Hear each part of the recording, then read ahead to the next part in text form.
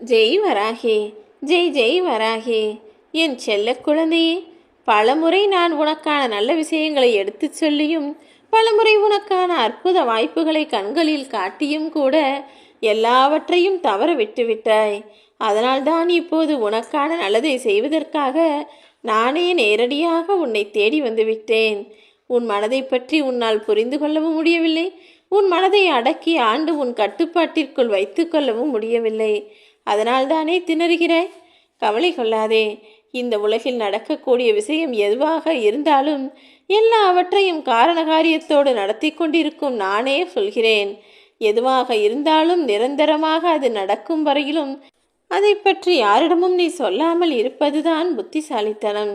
ஏனெனில் ஆஹா, என் வாழ்வில் நல்லது நடக்கப் போகிறது, நான் நினைத்தது கிடைக்கப் போகிறது என உன் மகிழ்ச்சியை நீ மற்றவர்களோடு பகிர்ந்து கொள்ளலாம் என சந்தோஷமாக போய் அதை மற்றவர்களிடம் சொல்லுவாய். ஆனால் கேட்பவர்களின் மனநிலை எப்படி இருக்கிறதோ, அவர்கள் எப்படி யோசிக்கிறார்களோ உன்னால் சொல்ல முடியாது தானே. அவர்கள் ஏதோ ஒரு யோசனையில் அதை பொறாமையோடு பார்த்தாலும் சரி, ஐயோ இவனுக்கு மட்டும் நல்லது நடக்கிறதே, நாம் எப்போது இந்த சந்தோஷத்தை அனுபவிக்கப் போகிறோம் என எதிர்மறையாக யோசித்தாலும் சரி, அதுவே திருஷ்டியாக மாறி நீ நினைத்தது நடக்காமல் தாமதமாக போகக்கூட வாய்ப்புகள் இருக்கிறது. அதனால்தான் எதை எப்போது யாரிடம் சொல்ல வேண்டும் என்பதை புரிந்து நடந்து கொள். நல்ல விஷயங்கள் நடந்து முடியும் வரையிலும் யாரிடமும் சொல்லவே வேண்டாம் என சொல்கிறேன். உன்னால் பலன் கிடைக்கும் வரை, அவர்களுக்கு உன் தேவை இருக்கும் வரை உன்னை நல்லவன் நல்லவன் என சொல்லிக்கொண்டே இருப்பார்கள். ஆனால் எப்போது உன்னால் அவர்களுக்கு எந்த பலனும் இல்லை என தெரிய வருகிறதோ அப்பொழுதே உன்னை கெட்டவனாக ஆக்கி விடுவார்கள். இதுதானே மனிதர்களின் குணம். கீழே விழுந்தாலும் அல்லது யாராவது உன்னை தள்ளிவிட்டு வீழ்த்தினாலும் சற்றும் யோசிக்காமல் சொந்தமாக நீயே எழுந்து நிற்க கற்றுக்கொள். யாராவது வந்து உதவி செய்வார்கள் என ஒருபோதும் யாரையும் எதிர்பார்க்காதே என் செல்வமே. உன்னுடைய ஆழ்மனம் என்கிற செழிப்பான அந்த பூமியில் நல்ல விதமான பயிர்களை விதைத்தால்தான் நல்லது நடக்கும். இல்லையெனில் களைதான் மீண்டு வரும் என்பதை புரிந்து கொண்டு உன் மனதில் நல்ல விஷயங்களை மட்டும் விதையாக போடு. ஒரு கெட்ட விஷயத்தை யாரோ உனக்கு செய்துவிட்டார்கள் என்பதற்காக அதற்கு எதிர்வினையாக நீயும் ஏதாவது கெட்டதை செய்ய வேண்டாம் என் செல்வமே.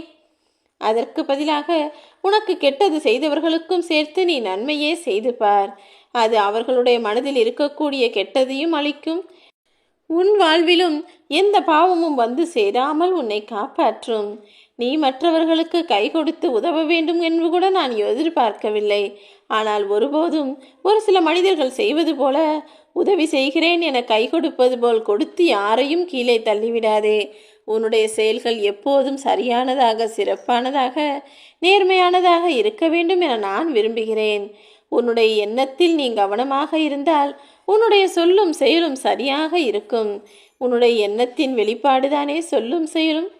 நீ மனதிற்குள் எதை யோசிக்கிறாயோ, யாரை பற்றி என்ன நினைக்கிறாயோ அதுதான் நீ செய்யக்கூடிய செயல்களில் வரும். ஒருவர் மீது உனக்கு மனதில் ஆள் மனதில் கோபம் வந்துவிட்டது என்றாலே நீ அவரிடம் பேசக்கூடிய பேச்சுக்களிலெல்லாம் எரிச்சலும் வெறுப்பும் வந்துவிடும். ஆக உன்னுடைய செயல்களும் உன்னுடைய பேச்சும் என்பது உன்னுடைய எண்ணங்களில் இருந்துதான் வருகிறது. உன்னுடைய எண்ணங்கள் தூய்மையானதாக இருந்தால் நீ பேசக்கூடியதும் செய்யக்கூடியதும் கூட சரியாக தூய்மையானதாக இருக்கும். இந்த உலகில் என்னதான் மனிதன் காசு, பணம், செல்வம் என எதையெதையோ தேடி அலைந்தாலும் கடைசியில் அவனுக்கு தேவைப்படுவது அமைதி மட்டும்தானே. வயதான காலத்தில் மற்ற எதுவுமே உதவாது. மனம் நிறைய அமைதியும் நல்ல ஆரோக்கியமும் இருந்தால் போதும்.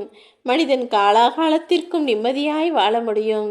நீ யாரையும் வெறுக்க வேண்டிய அவசியம் இல்லை என் செல்வமே. உனக்கு பிடிக்காத மனிதர்களையும் உன்னை பிடிக்காத மனிதர்களையும் விட்டு அமைதியாய் நீ விலகிவிடு. ஏனெனில் நீ யாரையாவது வெறுக்க ஆரம்பித்தால் அவர்கள் உன் மீது கோபப்படுகிறார்களோ இல்லையோ, உனக்கு அவர்கள் மீது கோபம் வந்து நீ நிம்மதியில்லாமல் கஷ்டப்படக்கூடும். அதனால்தான் யார் மீதும் எப்போதும் கோபத்தையோ வெறுப்பையோ உனக்குள் உண்டாக்கி கொள்ளாதே என மீண்டும் மீண்டும் நான் சொல்கிறேன். பிரச்சனைகளை மட்டுமல்ல, பிரச்சனைக்குரிய நபர்களையும் தூரத்தில் வைக்க பழகு.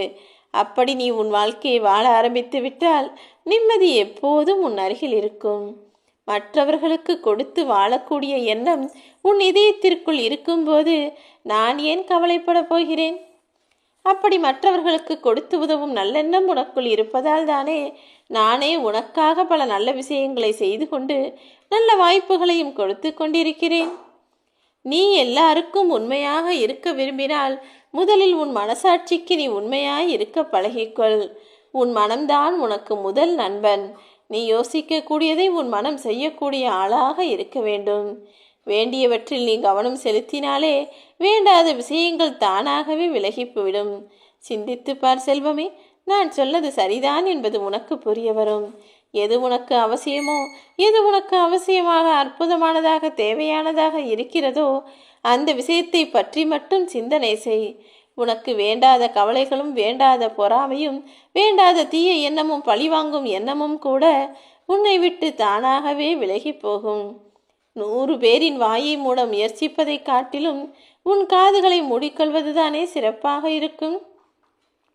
யாரோ எதுவோ சொன்னார்கள் என்பதற்காக நீ ஏன் எப்போதும் கவலைப்பட்டு உன் வாழ்க்கையை வாழ வேண்டும்? யார் என்ன சொன்னாலும் எனக்கு கவலை இல்லை. என் மனசாட்சிப்படி நான் என் வாழ்க்கையை சரியாய் முறையாய் வாழ்கிறேன் என மனதிற்குள் தைரியத்தை வரவழைத்து கொண்டு மன உறுதியோடு உன் வாழ்க்கையை வாழ ஆரம்பி. சூழ்நிலை எப்படிப்பட்டதாக இருந்தாலும் சரி, யாராவது ஒருவருக்கு நீ வாக்கு கொடுத்திருந்தாலும் சரி, அல்லது யாராவது ஒருவர் உன்னை நம்பி வந்திருந்தாலும் சரி, அவர்களை ஒருபோதும் ஏமாற்றாதே என் செல்லமே. இன்று ஏதோ ஒரு தவறு செய்துவிட்டு சூழ்நிலையும் சந்தர்ப்பமும் தான் அப்படி அதற்கு காரணமாக அமைந்துவிட்டது என நீ சொன்னால் மனிதர்கள் ஏற்றுக்கொள்கிறார்களோ இல்லையோ, இந்த வராகி அம்மா நான் ஏற்றுக்கொள்ள மாட்டேன். ஏனெனில் உன் வாழ்வில் என்ன, எப்போது, ஏன் நடந்தது, எதற்கு நடந்தது, எப்படி நடந்தது என எல்லாவற்றையும் நான் உன்னுடனேயே இருந்து பார்த்து கொண்டுதான் இருக்கிறேன். உண்மையிலேயே இங்கு வாழும் மனிதர்கள் எல்லாரும் நேரமில்லாமலா இருக்கிறார்கள்? எல்லாருக்கும் நிறைய நேரம் இருக்கிறது. நிறைய நேரத்தை பொழுதுபோக்காகவும் வீணான விஷயங்களுக்காகவும் செலவழிக்கிறார்கள்.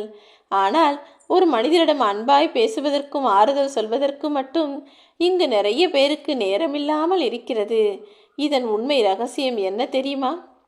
நீ அவர்களின் மனதில் எந்த அளவிற்கு இருக்கிறாய், அவர்கள் உன் மீது எந்த அளவிற்கு அன்பும் பாசமும் வைக்கிறார்கள் என்பதை பொறுத்துதான் அவர்கள் உன்னிடம் பேசுவதற்கு நேரம் ஒதுக்குவார்கள். இப்போதாவது மனிதர்களின் மனதை புரிந்து கொள். நேரம் இல்லாமலெல்லாம் இங்கு யாரும் இல்லை. அவர்களுக்கு உன்னிடம் பேசுவதற்கு மனம்தான் இல்லை. அதுதான் எல்லாவற்றிற்கும் காரணமாக இருக்கிறது. ஒரு முட்டாள் தன்னுடன் வாழ முடியாமல் விட்டு போனவர்களை நினைத்து வருத்தப்படுவான். ஆனால் ஒரு புத்திசாலி தன்னை விட்டு போனவர்கள் மீண்டும் வந்து வருத்தப்பட்டு சேர்ந்து கெஞ்சக்கூடிய அளவிற்கு தன் வாழ்க்கையை வாழ்ந்து காட்டுவான். நீ எப்படி இருக்கப் போகிறாய்? உன்னை விட்டு விலகி போனவர்களும் வேண்டாம் என ஒதுக்கிவிட்டு போனவர்களும் மீண்டும் வந்து கெஞ்சி கேட்டு உன்னிடம் சேர்ந்து கொள்ளும்படி உன் வாழ்க்கையை உயர்வானதாய் மாற்று. உன்னால் எந்த பயனும் இல்லை என தெரிந்த பிறகு பல பேரின் உண்மையான முகங்கள் வெளிப்படும். அப்போது யார் எப்படி என்பதை நீ புரிந்து கொள்ளலாம் என் செல்வமே. எப்போதும் நீ என் பிள்ளையாக இரு.